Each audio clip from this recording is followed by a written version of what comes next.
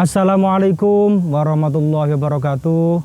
A'udzubillahi minasyaitonirrajim. Bismillahirrahmanirrahim. Alhamdulillahirabbil alamin. Sayyidina wa maulana Muhammadin wa ala alihi wa sahbihi ajmain, amma ba'du. Pemirsa dimanapun Anda berada yang dimuliakan Allah, semoga kita senantiasa mendapatkan pertolongan dari Allah Subhanahu wa Ta'ala, sehingga kita bisa menjalankan puasa di bulan suci Ramadan ini dengan penuh ketenangan, penuh kekhusyuan dan ketulusan hati. Karena apapun yang kita lakukan yang dilandasi dengan ketulusan hati, insya Allah akan terasa ringan. Pemirsa dimanapun Anda berada yang dirahmati Allah, suatu ketika Rasulullah Muhammad SAW pernah menyebut seseorang yang bernama Uwais. Singkat cerita, kemudian dikenalilah beliau dengan sebutan Uwais Al-Qarni. Pemirsa dimanapun Anda berada, Uwais Al-Qarni sejujurnya adalah pernah hidup di masa Rasulullah Muhammad SAW. Beliau hidup di negara Yaman.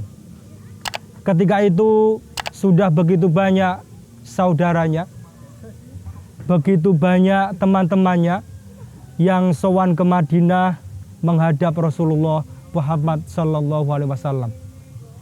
Akan tetapi ternyata ini tidak berlaku untuk Uwais Al-Qarni. Setiap kali Uwais ingin pergi ke Madinah, sowan menghadap Rasulullah Muhammad SAW, ibunya selalu melarang. Ibunya selalu melarang dengan alasan apapun.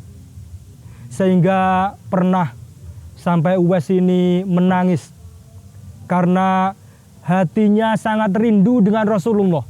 Akan tetapi ibunya sendiri adalah melarang untuk sowan kepada Rasulullah Muhammad SAW. Benar-benar ini adalah hal yang berat bagi Uwais Al-Qarni. Satu sisi, beliau tidak bisa menahan rasa rindu kepada Rasulullah, akan tetapi di sisi lain beliau harus menaati kepada ibunya, karena ibunya melarang dirinya untuk sowan menghadap Rasulullah Muhammad SAW. Pemirsa dimanapun Anda berada, Uwais pada akhirnya menuruti perintah ibunya untuk dilarang sowan kepada Rasulullah Muhammad SAW, meskipun itu mengorbankan perasaan rindunya sendiri. Sehingga dengan berkat ketaatan kepada ibunya itulah Uwais Al-Qarni kemudian diangkat derajatnya oleh Allah menjadi seorang wali kutub. Kutubnya para wali. Tentu amalan Uwais tidak hanya taat kepada ibunya, akan tetapi taat kepada ibunya ini benar-benar menjadi amalan beliau sampai ibunya wafat. Alkisah, pada akhirnya Uwais yang tinggal di Yaman ini berhasil sowan ke Madinah. Akan tetapi itu adalah di masa Sayyidina Umar ibn Khattab radhiyallahu anhu. Pemirsa, dimanapun Anda berada, di antara sikap Uwais Al-Qarni ini adalah beliau tidak pernah melaksanakan sholat Jumat. Ternyata beliau hanya mempunyai satu pasang baju, yang itu pun tidak layak untuk digunakan pergi melaksanakan sholat Jumat. Sehingga jarang sekali, bahkan hampir tidak pernah beliau terlihat melaksanakan sholat Jumat, karena tidak mempunyai pakaian yang layak untuk pergi melaksanakan sholat Jumat. Yang kedua, beliau ini ketika bersalaman tidak mau dicium tangannya, karena menurut Uwais adalah mencium tangan ini akan merendahkan orang yang mencium dan mendorong untuk berbesar hatinya orang yang dicium tangannya.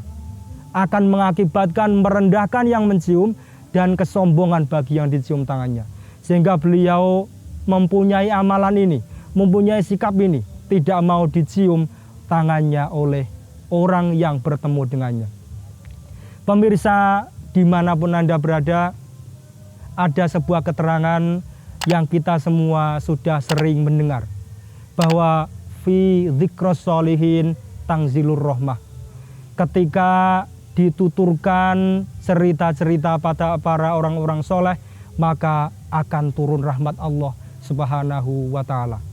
Demikian sebuah kisah singkat dari seorang wali kutub, seorang sufi besar di zaman tabi'in yang pernah disebutkan oleh Rasulullah Muhammad SAW. Beliau bernama Uwais Al-Qarni. Sangat taat kepada ibunya. Hanya mempunyai satu baju, dan ketika bersalaman tidak mau dicium tangannya. Semoga keterangan ini bermanfaat. Hadanallahu wa iyyakum walafu minkum wallahu alam bisawab.